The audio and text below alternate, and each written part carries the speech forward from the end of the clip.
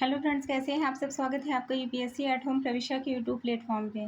हम जो UPSC UPPCS की मेंस की आंसर राइटिंग कर रहे थे, उस सीरीज़ को हमने इस टाइम पे ब्रेक दिया है क्योंकि आपको यूपीपीसीएस का प्रीलिम्स का एग्जाम होने वाला है। तो अभी हम क्या कर रहे हैं, पूरा प्रीलिम्स पे फोकस्ड होकर 20,000 क्वेश्चन के माध्यम से आपका पूरा सिलेबस कंप्लीट कर रहे हैं, जिसमें हमने सबसे पहले आपका एनवायरनमेंट कंप्लीट कर दिया है, बायो कंप्लीट हो गई है और आपकी एंशिएंट हिस्ट्री भी कंप्लीट हो गई है। अभी क्या चल रहा है, इंडियन ज्योग्राफी की भी क्लास आपकी कंप्लीट हो गई है। उसके बाद में हम वर्ल्ड ज्योग्राफी, मतलब आपकी इंडियन ज्योग्राफी क्लास कंप्लीट तो हो चुकी है, लेकिन हम अभी वर्ल्ड ज्योग्राफी को स्टार्ट नहीं किए हैं। वर्ल्ड ज्योग्राफी भी हम जल्दी ही लेके आएंगे। अभी हम क्या कर रहे हैं, जो आपका पॉलिटी है, पॉलिटी में चैप्टर 4 लेके आए हैं, पार्लियामेंट। ये चैप्टर काफ़ी बड़ा है, तो इसको हम पूरा जो है कवर करेंगे। इसके अंतर्गत जो पहला क्वेश्चन है वो क्या है, संरचना एवं कार्य प्रणाली से संबंधित जो टॉपिक है। पहला क्वेश्चन क्या है, परंपरागत रूप से भारत की संसद में शून्यकाल का प्रारंभ होता है, कब होता है, 12 बजे मध्याह्न काल में। भारतीय संसदीय मामलों में शून्यकाल की शुरुआत 1962 में की गई। शून्यकाल प्रश्नकाल के तुरंत बाद अर्थात 12 बजे मध्याह्न काल से प्रारंभ होता है, जो भोजनावकाश से पूर्व तक चलता है।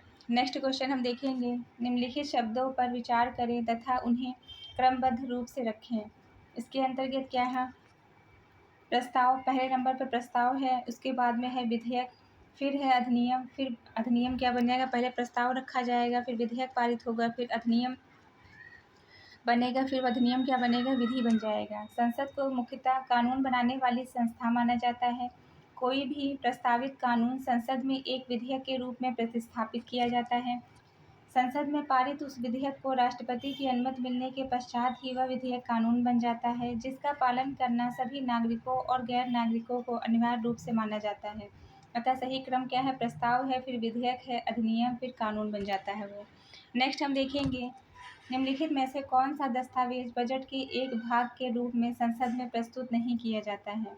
कौन सा है, राजस्व विधेयक। राजस्व विधेयक बजट के एक भाग के रूप में संसद में प्रस्तुत नहीं किया जाता है, बल्कि धन जुटाने के तरीकों पर ध्यान केंद्रित करता है, जैसे कर, उपयोगकर्ता शुल्क, सीमा शुल्क आदि। संसद द्वारा स्वीकृत बजट में से आवश्यक धनराशि निकालने के लिए विधेयक पेश किया जाता है, जो विनियोग विधेयक कहा जाता है। अनुदान मांग, प्रायः बजट में अलग अलग विभाग है, अपने विकास और कार्य संचालन पर व्यय किए जाने वाली मांग को कहा गया है। नेक्स्ट क्वेश्चन हम देखेंगे, यदि सरकार का बजट 1 अप्रैल तक पारित ना हो सके तो सरकारी व्यय किस आधार पर किया जाएगा, लेखानुदान के आधार पर। लेखानुदान राजस्व एवं सरकारी खर्चों का लेखा जोखा होता है। इसके तहत सरकार को नए वित्त वर्ष में भी तब तक व्यय करने की छूट दी जाती है जब तक बजट पारित नहीं हो जाता। यह सामान्यतः बजट का अंग होता है।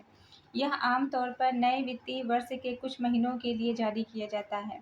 यदि मंत्रिपरिषद इसे पारित कराना चाहे तो यदि अंतरिम बजट बन जाता है। वर्तमान में 2022 में 1 फरवरी को बजट पेश किया गया था, 2022 के संदर्भ में बताया है। नेक्स्ट क्या है, संसद में शासकीय कार्यकाज के संदर्भ में शब्द क्लोजर से आशय है। क्या आशय है, एक विधायी प्रक्रिया का नियम जिसके अंतर्गत किसी प्रस्ताव का अग्रेतर चर्चा रोक देना। संसद में शासकीय कामकाज के संदर्भ में क्लोजर शब्द का आशय एक विधायी प्रक्रिया का नियम है, जिसके अंतर्गत किसी प्रस्ताव पर अग्रतर चर्चा को रोक देना होता है। नेक्स्ट क्या है, भारत के संविधान में दी गई विषय सूचियों में उन विषयों पर जो किसी सूची में सम्मिलित नहीं है, कौन कानून बना सकता है, संघीय संसद। भारतीय संविधान की अनुसूची 7 में 3 प्रकार की सूचियां, संघ सूची, राज्य सूची, समवर्ती सूची का उल्लेख किया गया है। संघ सूची का संघीय संसद राज्य सूची पर राज्य और समवर्ती सूची के विषय पर संघ और राज्य दोनों कानून बना सकते हैं। ऐसे विषय जिनका किसी सूची में उल्लेख नहीं किया गया है, उन्हें अनुच्छेद 248 के अधीन अपशिष्ट सूची में रखा गया है। इस पर कानून बनाने का अधिकार संघीय संसद को है। नेक्स्ट हम देखेंगे, निम्नलिखित में से कौन सा एक संसदीय कमेटी नहीं है। लोक लेखा समिति इसके अंतर्गत आती है। सार्वजनिक उद्यमों का पर कमेटी, आकलन कमेटी आती है। अनुदान की मांग कमेटी इसके अंतर्गत शामिल नहीं है। संसद की 3 स्थायी कमेटियां हैं, लोक लेखा समिति, सार्वजनिक उपक्रम कमेटी और आकलन कमेटी। आकलन कमेटी संसद की सबसे बड़ी कमेटी है। इसमें 30 सदस्य लोकसभा के होते हैं। अनुदान मांग कमेटी संसदीय कमेटी नहीं है। नेक्स्ट क्वेश्चन क्या है, निम्नलिखित में से कौन सा एक भारत की संचित निधि से लिया जाने वाला अनिवार्य व्यय भार नहीं है? वे ऋण जो भारत सरकार को चुकाने हैं। भारत के निर्वाचन आयोग के सदस्यों और वेतन और पेंशन ये से संबंधित नहीं है। उच्च न्यायालय के न्यायाधीशों को दी जाने वाली पेंशन राज्यसभा के उपाध्यक्ष है। भारतीय संविधान के अनुच्छेद 266 में संचित निधि का प्रावधान किया गया है। अब आपसे ये भी डायरेक्ट पूछा जाता है कि संचित निधि के बारे में जो प्रावधान किया गया है वो कौन सा अनुच्छेद करता है, तो भारतीय संविधान का अनुच्छेद 266 करता है। राष्ट्रपति के वेतन और भत्ते, राज्यसभा के सभापति, उपसभापति तथा लोकसभा के अध्यक्ष और उपाध्यक्ष के वेतन और भत्ते, भारत के नियंत्रक महालेखा परीक्षक का वेतन और भत्ता, ऐसा ऋण जिनका दायित्व भारत सरकार पर है, सर्वोच्च न्यायालय के न्यायाधीशों का वेतन और भत्ता, उच्च न्यायालय के न्यायाधीशों का पेंशन, कोई अन्य व्यय जो संविधान द्वारा संसद विधि इस प्रकार से पारित या भारित घोषित करे। भारत के निर्वाचन आयोग के सदस्यों के वेतन और भत्ते भारत की संचित निधि पर भारित नहीं है। नेक्स्ट हम देखेंगे, संसद द्वारा दिसंबर 1999 में निर्मित कानून के अनुसार एक नागरिक के वयस्क होने की कानूनी आयु कितनी थी? 18 वर्ष। संसद द्वारा जो है वर्ष 1999 में निर्मित कानून के अनुसार एक नागरिक के वयस्क होने की जो आयु थी 18 वर्ष की निर्धारित की गई है। कितनी निर्धारित की गई थी? संसद के द्वारा वर्ष 1999 में निर्मित कानून के अनुसार एक नागरिक के वयस्क होने की आयु 18 वर्ष की निर्धारित की गई थी। नेक्स्ट क्या है, भारतीय संविधान के अनुसार निम्नलिखित में से किसको एक नए राज्य की स्थापना करने की शक्ति प्राप्त है? तो वह संसद को है। संविधान के अनुच्छेद 2 के द्वारा संसद को यह अधिकार दिया गया है कि वह विधि बनाकर संघ में नए राज्यों को प्रवेश दे सकती है या नए राज्यों की स्थापना कर सकती है। नेक्स्ट क्वेश्चन हम देखेंगे, भारतीय संसद की कार्यवाही में शून्यकाल का अर्थ है प्रश्नकाल के ठीक पश्चात का काल। शून्यकाल का क्या अर्थ है? प्रश्नकाल के ठीक पश्चात का काल। भारतीय संसदीय कार्यवाही में प्रश्नकाल के ठीक बाद शून्यकाल अथवा 0 आवर के रूप में जाना जाता है। सामान्यतः शून्यकाल दोपहर 12 बजे से 1 बजे के मध्य होता है। संसदीय प्रक्रिया में शून्यकाल भारत के देन है।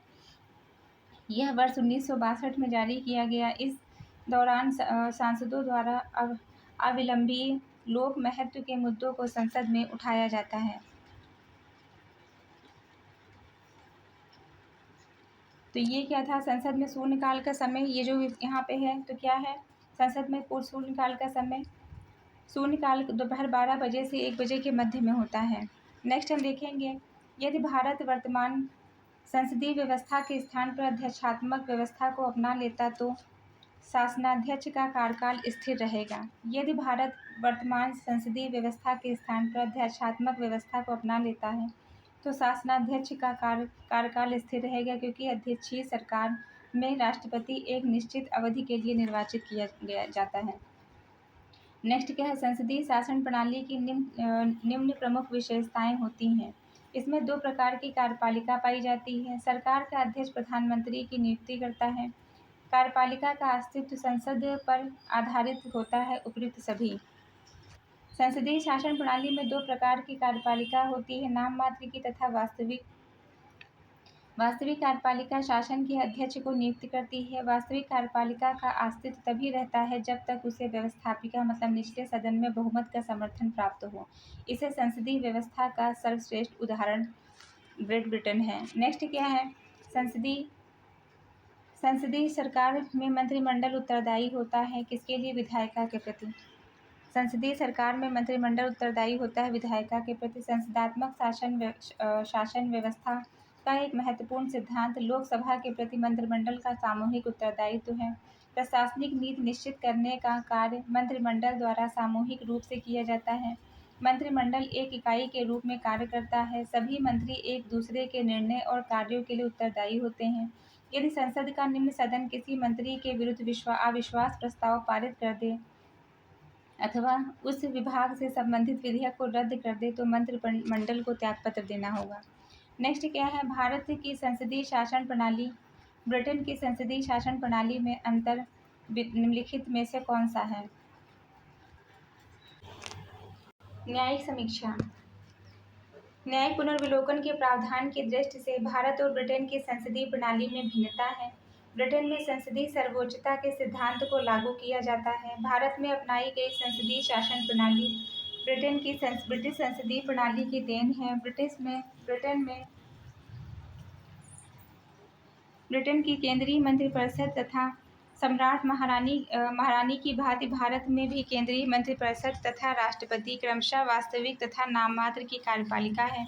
ब्रिटिश मंत्रिपरिषद के निर्वाचित सदस्य हाउस ऑफ कॉमन्स के प्रति सामूहिक रूप से उत्तरदायित्व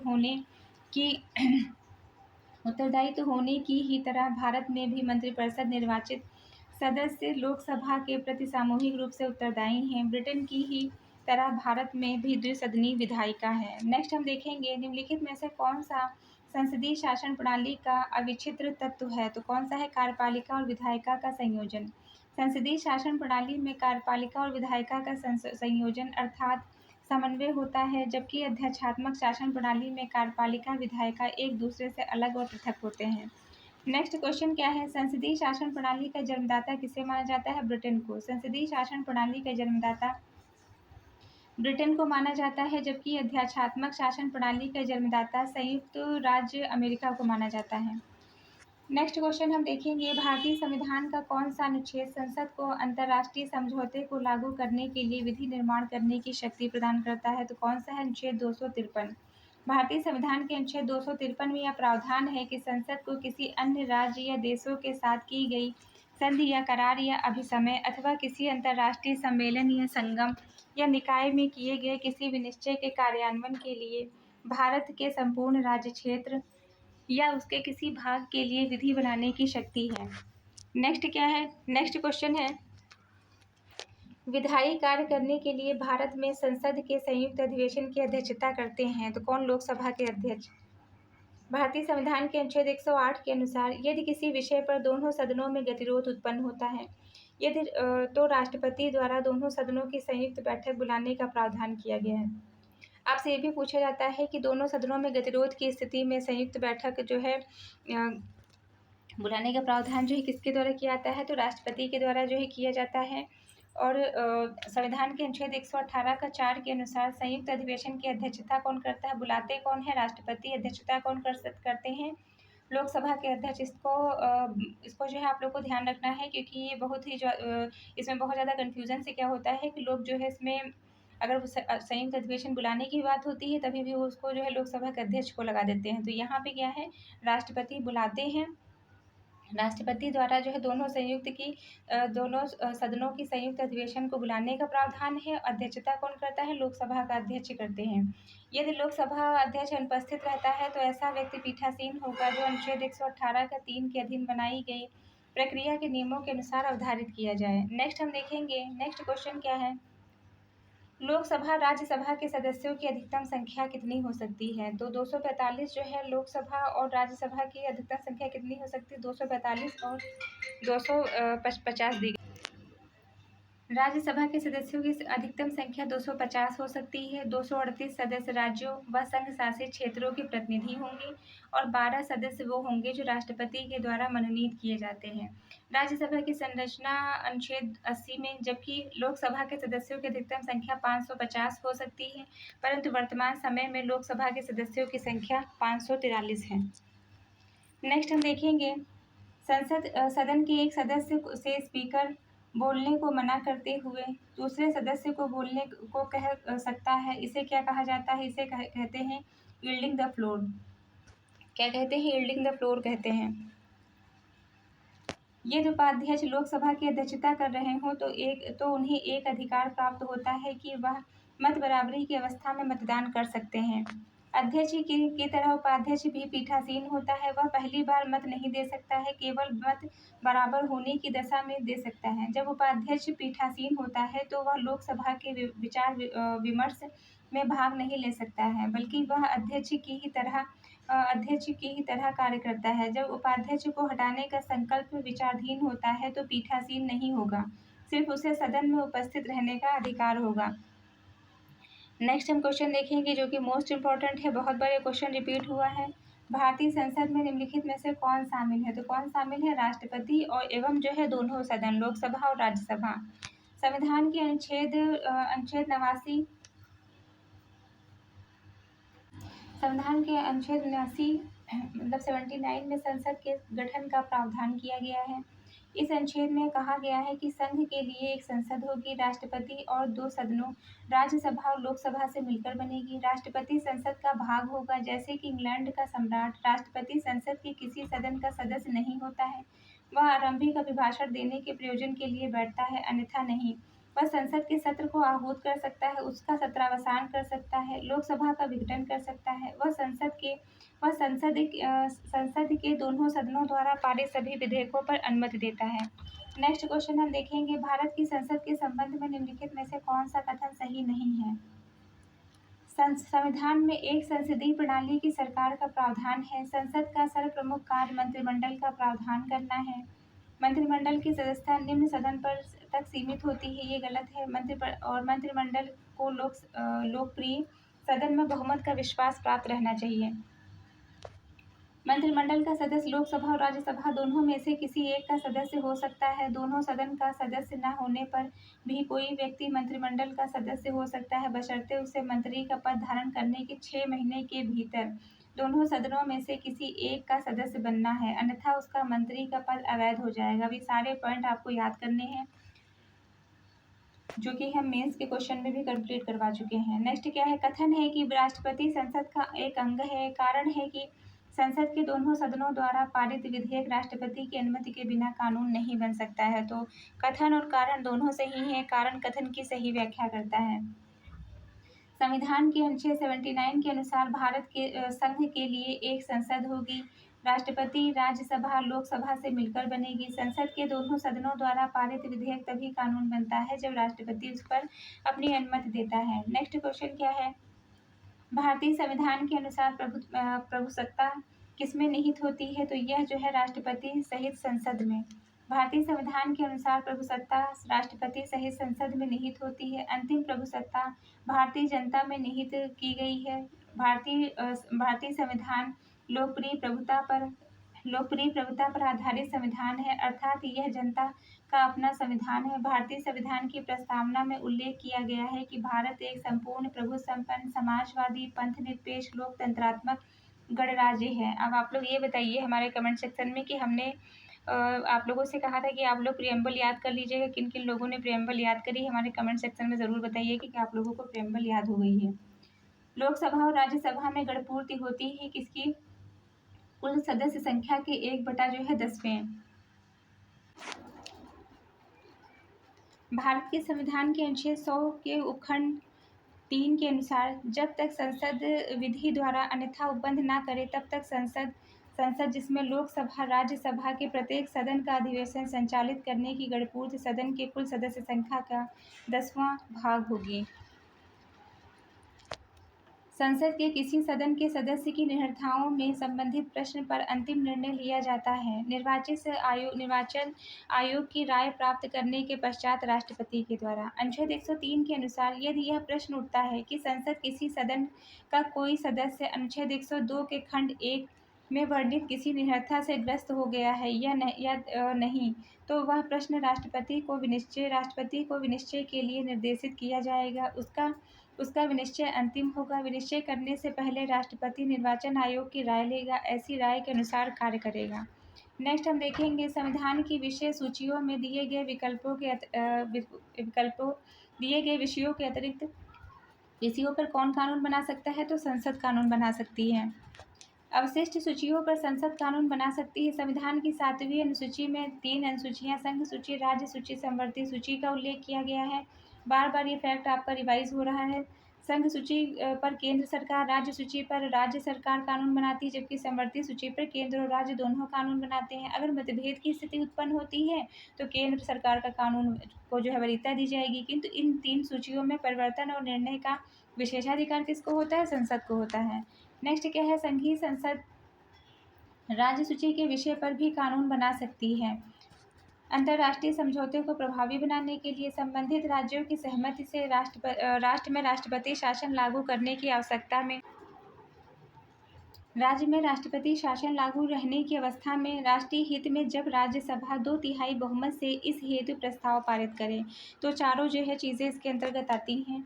केंद्र व राज्य के बीच शक्तियों का विभाजन संघ सरकार की प्रमुख विशेषता है। राष्ट्रीय महत्व वाले विषय केंद्र को तथा स्थानीय महत्व वाले विषय राज्य सरकारों को प्रदान किए गए हैं। इसलिए संविधान में तीन सूचियां अंकित हैं। निम्नलिखित परिस्थितियों में संघीय संघ राज्य सूची के विषय पर भी कानून बना सकती है। संविधान के अनुच्छेद 253 के अंतर्गत अंतर्राष्ट्रीय समझौते को प्रभावी बनाने हेतु 252 के अंतर्गत संबंधित राज्य की सहमति से अनुच्छेद 356 के अंतर्गत राज्य में राष्ट्रपति शासन लागू करने की अवस्था में अनुच्छेद 249 के अंतर्गत राष्ट्रीय हित में जब राज्यसभा में उपस्थित तथा मत देने वाले कम से कम 2/3 सदस्य इस संकल्प का प्रस्ताव पारित करें तो जब तक वह संकल्प प्रवृत्त है संसद उस विषय के संबंध में भारत के संपूर्ण राज्य क्षेत्र या उसके किसी भाग के लिए विधि बना सकती है। राष्ट्रीय आपात के समय भी भारतीय संसद राज्य सूची के विषयों पर कानून बना सकती है। नेक्स्ट हम देखेंगे लाभ के पद। ऑफिस ऑफ प्रॉफिट का निर्णय कौन लेता है? तो यह राष्ट्रपति या राज्यपाल लेते हैं। कोई पद संसद या विधानमंडलों की सदस्यता की निहरता हेतु लाभ का पद है अथवा नहीं, इसका निर्णय अनुच्छेद 103 के अंतर्गत राष्ट्रपति के केंद्र में राष्ट्रपति, अनुच्छेद 192 के अंतर्गत राज्यों में राज्यपाल करेंगे। राष्ट्रपति या राज्यपाल ऐसे किसी प्रश्न का विनिश्चय पहले निर्वाचन आयोग की राय लेगा, ऐसी राय के अनुसार ही कार्य करेगा। नेक्स्ट क्या है? एक वर्ष में कम से कम कितनी बार संसद की बैठक होना आवश्यक है? तो कितनी बार? 2 बार होना आवश्यक है। संसद की बैठक एक वर्ष में कम से कम 2 बार होना आवश्यक है क्योंकि संविधान के अनुच्छेद 85 यह उपबंध करता है कि संसद के एक सत्र की अंतिम बैठक और आगामी सत्र की बैठक के लिए नियत तिथि के बीच 6 महीने से अधिक का अंतर नहीं होना चाहिए। जब 6 महीने से अधिक का अंतर नहीं होगा तो साल में कितनी बार होगी? 2 ही बार होगी। नेक्स्ट क्या है? कोई विधेयक जिसमें केवल वह अंतर्वलित है और अनुच्छेद 110 में विनिर्दिष्ट कोई विषय उसमें सम्मिलित नहीं है, उसे संसद के किसी भी सदन में प्रारंभ किया जा सकता है। कोई विधेयक जिसमें केवल वह अंतर्वलित है और अनुच्छेद 110 में विनिर्दिष्ट कोई विषय इसमें सम्मिलित नहीं है, उसे संसद के किसी भी सदन में प्रारंभ किया जा सकता है। अनुच्छेद 110 से संबंधित सभी विषयों पर विधेयक केवल लोकसभा में ही प्रारंभ किया जा सकता है। संविधान के अनुच्छेद 110 का 3 के अनुसार यदि यह प्रश्न उठता है कि कोई विधेयक धन विधेयक है या नहीं, तो लोकसभा के अध्यक्ष का विनिश्चय अंतिम होगा।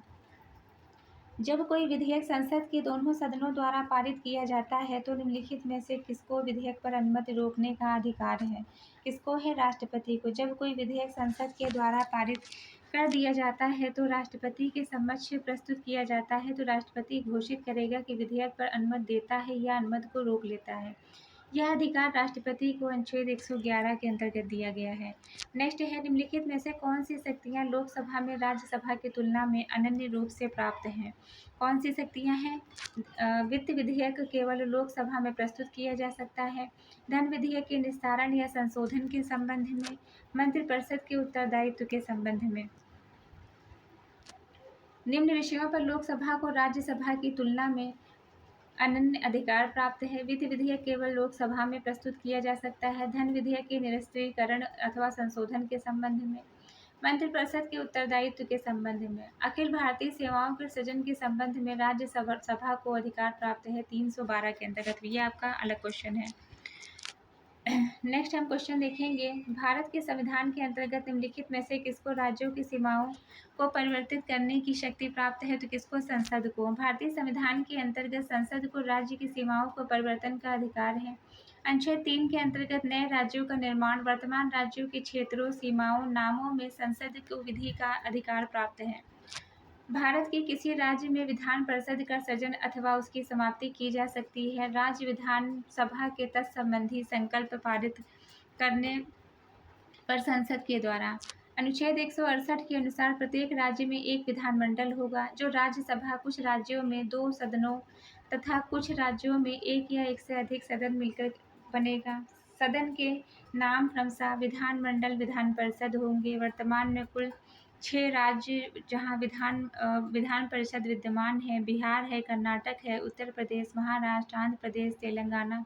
किसी राज्य में विधान परिषद का सृजन, उसकी समाप्ति राज्य विधानसभा के तत्संबंधी संकल्प पारित करने पर संसद द्वारा किया जा सकता है। नेक्स्ट है, संसद में लेखा के लिए वोट आवश्यक है जब सामान्य बजट के समय सीमा के अंदर पारित होने का आशा होती है। जब वार्षिक बजट के पारित होने की आशा सरकार को नहीं रहती तो शेष बचे प्रशासनिक या योजनागत कार्यों के व्यय के लिए विशेष प्रावधान बनाया गया, जिसे लेखा के लिए वोट ऑन अकाउंट कहा जाता है, जिससे सरकार संसद में पारित कराकर व्यय के लिए पर्याप्त मात्रा में धन उपलब्ध कराती है। सामान्यतः लेखा के लिए वोट द्वारा निष्कासित बजट केवल 2 महीने के लिए होता है। यदि देश चुनावी वर्ष हो अथवा विनियोग विधेयक पर लंबी बहस चल रही हो तो लेखा के लिए वोट 2 महीने के लिए और बढ़ाया जा सकता है। नेक्स्ट हम देखेंगे, भारतीय संसद के कार्य के संबंध में निम्नलिखित में से कौन सा कथन सही नहीं है। यह देश के सर्वोच्च कानून बनाने की संस्था है। यह समवर्ती और संघीय सूची में उल्लिखित विषयों के संबंध में कानून बना सकती है। यह उच्चतम न्यायालय उच्च न्यायालय के न्यायाधीशों को पद से हटा सकती है, तो ये इसके संदर्भ में सही नहीं है। उच्चतम न्यायालय उच्च न्यायालय के न्यायाधीशों को हटाने के लिए महाभियोग की प्रक्रिया निर्धारित की गई है। इस प्रक्रिया द्वारा राष्ट्रपति के हस्ताक्षर द्वारा उन्हें पदमुक्त किया जा सकता है। भारतीय संसद देश की सर्वोच्च कानून निर्माण करने वाली संस्था है। इसे समवर्ती सूची, संघ सूची के विषयों पर कानून बनाने की शक्ति प्राप्त है। संविधान में संशोधन की शक्ति भी भारतीय संसद को प्राप्त है। नेक्स्ट हम देखेंगे, भारतीय संघ की विधायी शक्तियाँ निहित होती हैं तो किसमें? संसद में।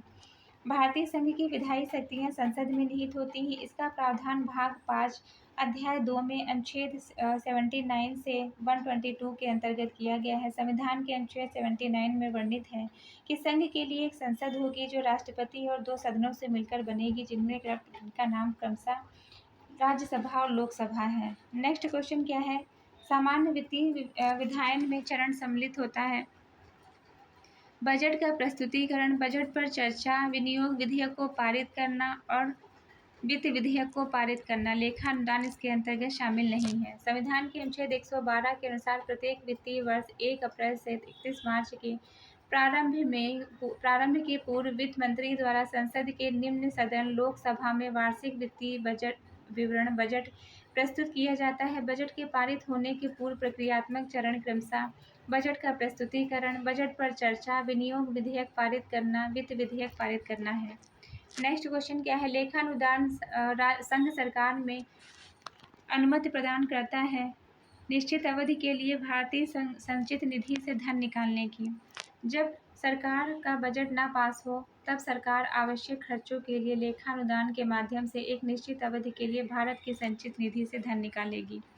नेक्स्ट क्या है? भारतीय संसद दोनों सदनों की प्रथम संयुक्त बैठक हुई थी दहेज उन्मूलन विधेयक के संबंध में। संविधान के अनुच्छेद 108 में संसद की संयुक्त बैठक का प्रावधान है। आपसे ये भी डायरेक्ट क्वेश्चन पूछा जाता है कि संसद की संयुक्त बैठक का प्रावधान कौन सा अनुच्छेद करता है? तो 108 के अंतर्गत किया गया है। 1950 से लेकर अब तक 3 बार संसद की संयुक्त बैठक बुलाई जा चुकी है। पहले 1960 में दहेज प्रतिषेध विधेयक पर दोनों सदनों में उठे विवाद के पश्चात बुलाई गई थी। दूसरा बैंक सेवा विधेयक 1977, तीसरा आतंकवाद निवारक अधिनियम विधेयक 2002 के लिए। नेक्स्ट क्वेश्चन क्या है? नेक्स्ट क्वेश्चन है, भारतीय संसद के दोनों सदनों की संयुक्त बैठक किस संबंध में होती है? तो किसके संबंध में? साधारण विधेयक के संबंध में। जब कोई साधारण विधेयक एक सदन द्वारा पारित होने के बाद दूसरे सदन भेजा जाता है, यदि दूसरा सदन विधेयक को अस्वीकार कर देता है तो विधेयक में किए जाने वाले संशोधन पर दोनों सदन असहमत हैं या दूसरा सदन विधेयक को 6 महीने तक अपने पास रोके रहता है तो राष्ट्रपति अनुच्छेद 108 के अनुसार दोनों सदनों की संयुक्त बैठक को बुला सकता है। ऐसी संयुक्त बैठक की अध्यक्षता लोकसभा के अध्यक्ष करते हैं। सामान्यतः लोकसभा सदस्य संख्या अधिक होने के कारण विधेयक पर प्रभाव डालती है। नेक्स्ट क्वेश्चन हम देखेंगे, कथन है कि अनुच्छेद 368 के अंतर्गत संसद संविधान के किसी भी भाग में संशोधन कर सकती है। कारण है कि संसद भारत की जनता द्वारा निर्वाचित उच्चतम विधायी संस्था है। तो कथन गलत है, कारण सही है। केशवानंद भारती बनाम केरल राज्य के मामले के पश्चात संसद संविधान के उन भागों में संशोधन नहीं कर सकती थी जो संविधान के मूल ढांचे को प्रभावित करते हैं। उक्त निर्णय के पश्चात संसद की संविधान संशोधनकारी शक्ति सीमित हो गई है। अतः कथन ए अर्थात अनुच्छेद 368 के अंतर्गत संसद संविधान के किसी भाग में संशोधन कर सकती है असत्य है। संसद भारत की जनता द्वारा निर्वाचित सदस्यों की उच्चतम विधायी संस्था है। नेक्स्ट क्या है, भारतीय संसद की संप्रभुता प्रतिबंधित है न्यायिक समीक्षा से। भारतीय संसद की संप्रभुता न्यायिक समीक्षा से प्रतिबंधित है। अमेरिकी संघ की भांति सर्वोच्च न्यायालय उच्च न्यायालय को संविधान के अनुच्छेद 13, 32, 137 तथा 226 के अंतर्गत संसद या राज्य विधानमंडलों द्वारा बनाए गए कानून की संवैधानिक वैधता की न्यायिक समीक्षा करने का अधिकार है। नेक्स्ट क्वेश्चन है, संसद के अधिकारियों में सम्मिलित हैं तो कौन? लोकसभा के अध्यक्ष, लोकसभा के उपाध्यक्ष, लोकसभा के महासचिव और राज्यसभा के अध्यक्ष आते हैं। भारत की संसद में राष्ट्रपति, राज्यसभा लोकसभा से मिलकर बनती है। राज्यसभा अधिकारी में राष्ट्रसभापति, उपसभापति और राज्यसभा अध्यक्ष तथा लोकसभा के अधिकारियों में अध्यक्ष, उपाध्यक्ष, महासचिव आते हैं। निम्नलिखित में से कौन संसद में एक गैर सरकारी सदस्य कहा जाता है? तो कौन सा है गैर सरकारी सदस्य? मंत्रियों के अतिरिक्त अन्य सभी सदस्य। निम्नलिखित में से कौन संसद सदस्यों का सामूहिक विशेषाधिकार नहीं है? साक्षी के रूप में उपस्थिति से स्वतंत्रता। संसद के सदस्य न्याय निर्णय सेवा से मुक्त होते हैं। वे संसद के सत्र में किसी न्यायालय में लंबित मुकदमों के प्रमाण प्रस्तुत करने या उपस्थित होने के लिए मना कर सकते हैं। यह उनका व्यक्तिगत विशेषाधिकार है। नेक्स्ट क्या है, कथन और कारण दिया हुआ है। कथन है कि भारत में प्रेसिडेंट है किंतु प्रेसिडेंसी नहीं है। कारण है कि यहाँ पर मंत्रिपरिषद है। तो इसके अंतर्गत क्या है, कथन और कारण दोनों सही है किंतु कथन कारण की सही व्याख्या नहीं करता है। भारत ने ब्रिटेन में संसदीय प्रणाली को ग्रहण किया है जिसमें राज्य प्रमुख केवल नाम मात्र का होता है। इसलिए कहा जाता है कि भारत में राष्ट्रपति अवश्य है परंतु राष्ट्रपति प्रणाली नहीं है। भारत के राष्ट्रपति का चुनाव अप्रत्यक्ष रूप से आनुपातिक प्रतिनिधित्व पद्धति के अनुसार एकल संक्रमणीय मत के द्वारा संपन्न होता है। भारत एवं ब्रिटेन दोनों में ही देश में प्रधानमंत्री एवं कैबिनेट मंत्री सहित कुछ सदस्यों में निर्मित मंत्रिपरिषद है जो विधि का निर्माण करती है। नेक्स्ट है, जो कि आज की सीरीज का लास्ट क्वेश्चन है, भारतीय राजनीति पद्धति के बारे में निम्नलिखित में से कौन सा सही नहीं है? राजपत्रित पद्धति की सरकार, धर्मनिरपेक्ष राज्य, संसदीय पद्धति की सरकार, संघीय नीति। ये जो डी पॉइंट है ये आपका सही नहीं, जो कि हमने इसके पहले के एक्सप्लेनेशन में देखा था। आप लोगों को ये हमारी जो सीरीज़ चल रही है कैसी लग रही है हमारे कमेंट सेक्शन में ज़रूर बताइए। डेली का हमारा 2 घंटे का कंटेंट रहता है जिसमें हमारी 30-30 मिनट की 4 वीडियो रहती हैं। आप जब उन चारों को कवर करेंगे तभी आपके 20,000 क्वेश्चन पूरे कंप्लीट हो पाएंगे। अभी तक हमने क्या इंडियन ज्योग्राफी कंप्लीट कर ली है, बायो कंप्लीट कर लिया है, एंशिएंट हिस्ट्री कंप्लीट हो गई है और इन्वायरमेंट कंप्लीट हो गया है। जिसने नहीं देखा है तो 20,000 क्वेश्चन वाली प्लेलिस्ट में जाके आप पूरा सारे सब्जेक्ट जो है चारों जो कंप्लीट हुए हैं उनको कवर कर सकते हैं। तो ऐसे ही पढ़ते रहिए, लाइफ में आगे बढ़ते रहिए, यूपीएससी एट होम प्रविशा के साथ प्रीलिम्स मेंस प्रैक्टिस करते रहिए। Thank you.